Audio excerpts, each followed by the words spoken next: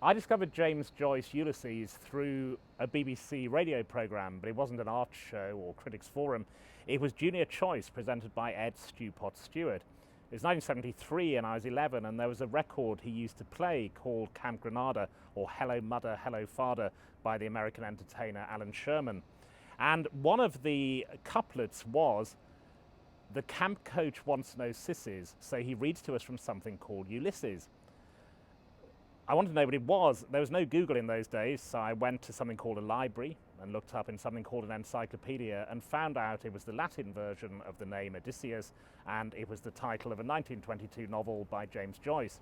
So I went to the school librarian and I said, could I have Joyce's Ulysses? But it was a Catholic school, and this was akin to asking for a book called 101 Ways to Kill the Pope. There'd been obscenity trials over the book, so I wasn't able to get it then.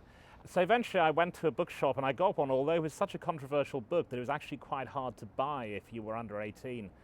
I got it. I couldn't read the whole thing then, which I think is common for most people, and I only really read it properly as an English student later. But I was excited at the parts I read. This realization that a novel could be anything. It could be play text, it could be a monologue of several pages, it could be a 5,000-word sentence, question and answer. And I felt that sense of excitement, and Ulysses is certainly one of the books that most changed the way I think about reading and writing.